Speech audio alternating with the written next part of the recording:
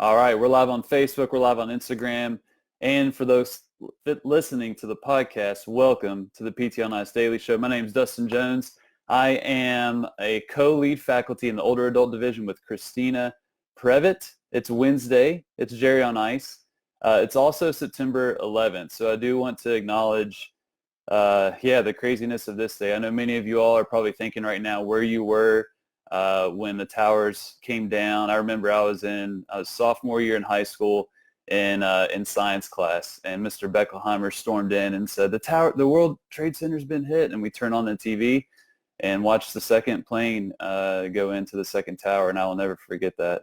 So I think it's important that we pause and reflect and just remember those folks that gave everything for that crazy day, and hope that never happens again. So for our purpose at hand, though, we're going to talk about geriatrics. So this past weekend, Christina and I were in Minneapolis, Minnesota with the TPI crew. They were absolutely amazing, and we had an awesome time. We did our course in a CrossFit box, which we may have to start doing that. We've got all the equipment on hand. It was awesome, but we had lots of great labs, and one of the most fun labs is typically the balance lab.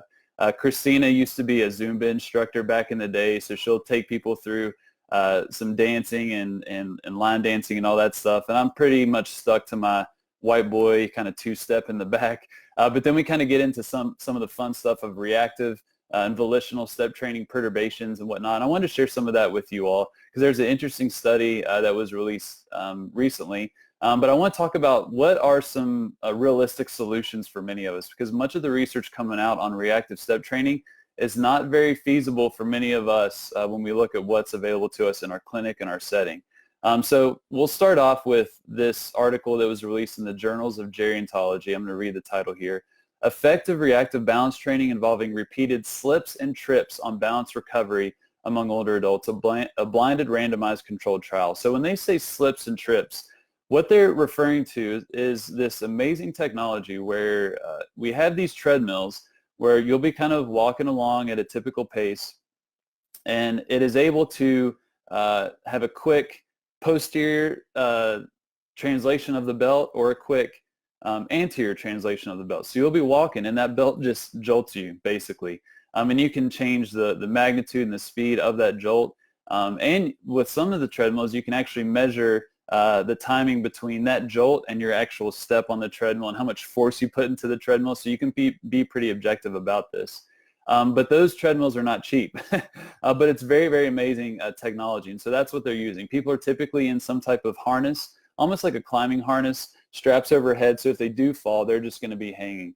It's an amazing setup, and so a lot of labs and some bigger clinics have these pieces of equipment, but there's some amazing research coming out on how this actually impacts folks. This study is kind of interesting because it was a very short duration and had some pretty awesome results. So they had 44 community-dwelling older adults. For intensive purposes, these are healthy people. Good morning, Brittany.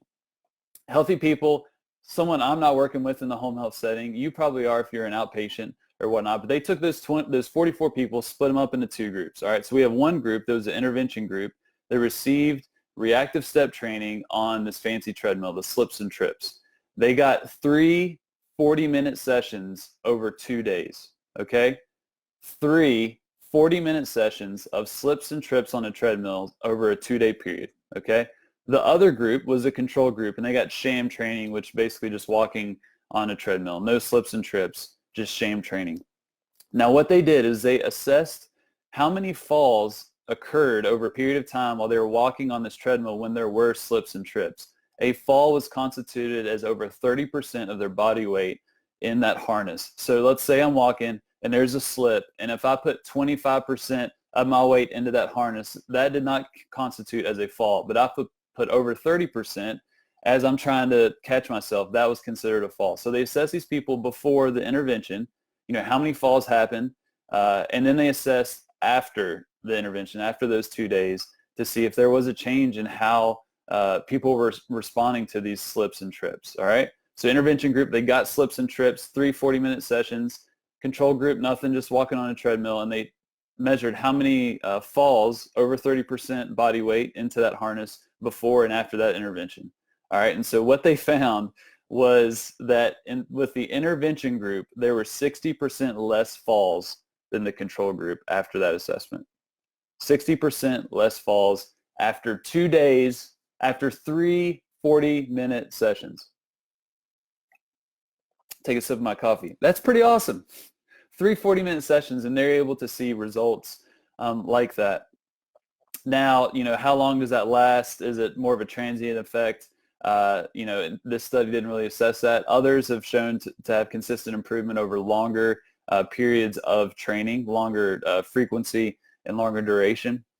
Now, the question that I immediately think about, being the home health clinician, good morning, Matt, is that who has the equipment for this, the money, and the space?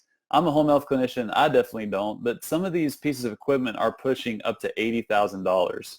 Yes, $80,000 for a treadmill. Very sophisticated technology, very objective. You can do a lot of really cool things with this, but it may not be that practical for a lot of us or realistic.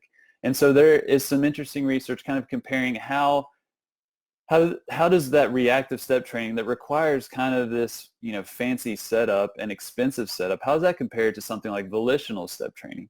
And so there's a systematic review, a meta-analysis in BJSM back in 2016. Meg Lowry shared this a while back and really leverages this and several other studies to advocate for some of the technology that she's developed, which I'm going to mention in a little bit.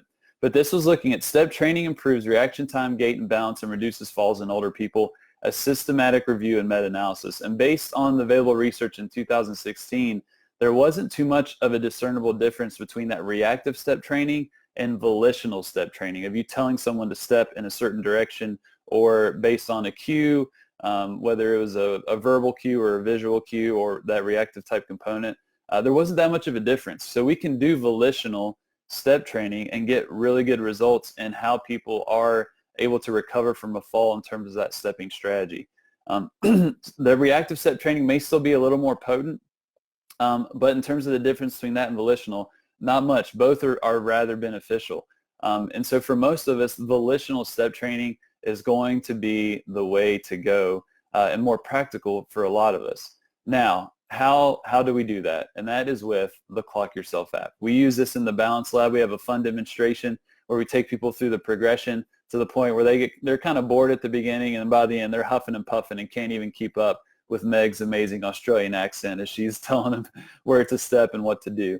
But the Clock Yourself app is gold. It's $2. Sometimes it's free, whether you're Android or Apple based, but download that app. It is very scalable to where I'll use it with my homebound older adult patients, but then I'll use that in my own training as well. I mean, it is almost infinitely scalable, and that's what we're starting to see is a lot of teams, sporting teams, athletes, more active individuals are leveraging this technology.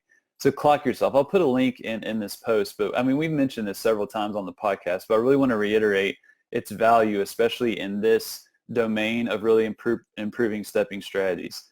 Clock Yourself is a $2 option. Active Step, Balance Tutor are some of the more expensive treadmills, kind of I think is around 80,000. It's a steep price. But Active Step and Balance Tutor are great. Balance Tutor I've not been on, but it provides lateral shifts as well, which is really interesting. So that you're able to have the slips and trips in kind of different directions or perturbations in different directions versus Active Step is just straightforward.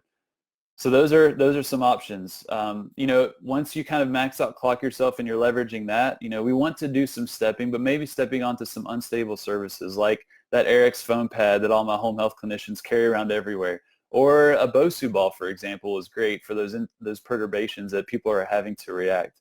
So that step training on some type of reactive surface is great. You combine that with something like Clock Yourself where they're having to react to those cues. Man, that's a potent combination that could be pretty helpful for your patients. And then also think about how you're leveraging perturbations. Perturbation-based balance training is very, very helpful. Good morning, Mark. Very helpful for folks.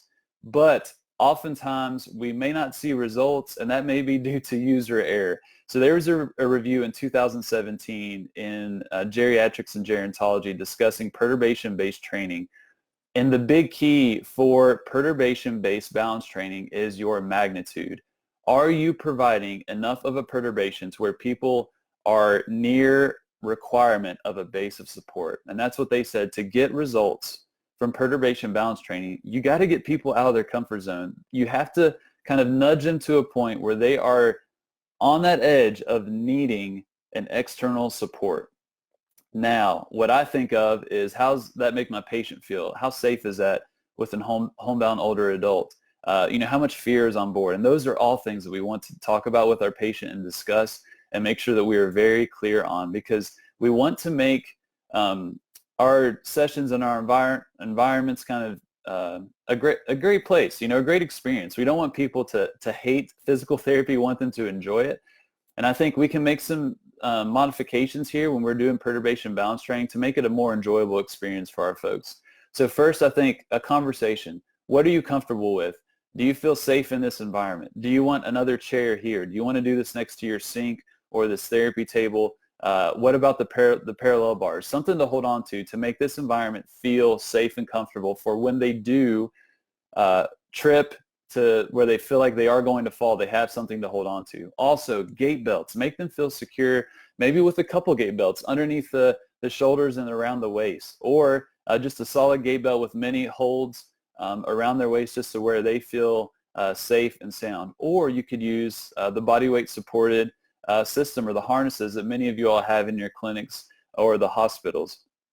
Throw that over top of a treadmill, and you can do some really cool stuff there in terms of perturbations. But it all has to be surrounded by making sure that person feels comfortable and safe in your care, and then you can start to push their limits, being on that edge of ability, if you will, that they almost require an external base of support. And that's where the magic happens with this perturbation-based training. If it's too easy, it's not going to be that helpful. All right, so that's reactive and volitional step training. Reactive step training, if you're able to get your hands on some of that equipment, the active step, the balance tutor, that is pretty awesome, and I would leverage that highly. But for a lot of us, it's not realistic. It's super expensive. I'm in home health. A lot of you all probably don't have space in your own clinic, so that's where Clock Yourself can be helpful. That volitional step training is still helpful, but you can scale that up with speed, with changing some of the different cues, but also stepping onto unstable surfaces. Eric's foam pad, Bosu ball, like I mentioned. Maybe going outside and doing it on grass, for example. Some of those things can really ramp up the intensity and that reactionary component. And then also perturbations with enough magnitude. All right, make your people feel safe, make them confident in their ability, but confident in you that you're going to be able to handle them when they do lose their balance. Use that body weight supported system or the harness if you have it, put it over a treadmill, apply some perturbations, and that's going to be helpful for your folks.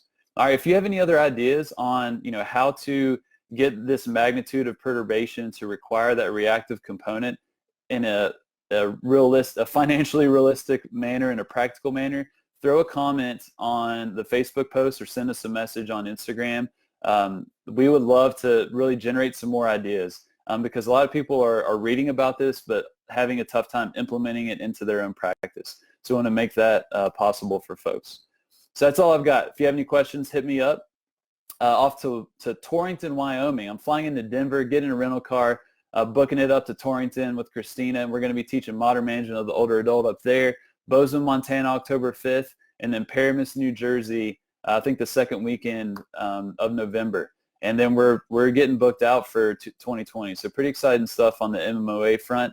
Also, I'm going to go check my email inbox right now because it's 8:41. That means Jeff Moore just sent me an email at 8:30 a.m. called Hump Day Hustling. If you're not on that, go to ptonice.com. Go to the bottom, name, email, and you're going to get only five pertinent links for your practice. He fields the faculty about every Sunday or Monday, and says, hey, y'all, what do you have this week that has been helpful for you in your practice, whether it's a research article, a social media post, some type of video, something that's been helpful in how we interact with patients. We send it. He kind of filters it and makes it a very succinct, short and sweet email that is very, very potent clinically that I look forward to getting. I know over 4,000 to 5,000 people look forward to getting as well. So if you're not getting that email, ptonice.com, go to the bottom, and you'll see a call to action for the Hump Day Hustling. That would be a good use of your time. All right, y'all have a lovely Wednesday. Don't forget to just reflect on what happened, back in 2001 on this day and thank a service member because these situations are crazy, and just really thankful for folks that are ready to jump into action when we need them. So y'all have a good one. I'll talk to y'all in 2 weeks. Have a lovely Wednesday.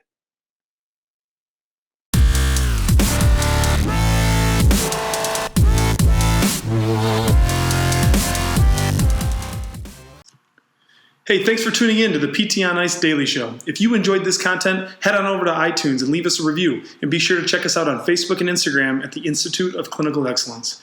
If you're interested in getting plugged into more ICE content on a weekly basis while earning CEUs from home, check out our virtual ICE online mentorship program at ptonice.com. While you're there, sign up for our Hump Day Hustling newsletter for a free email every Wednesday morning with our top 5 research articles and social media posts that we think are worth reading.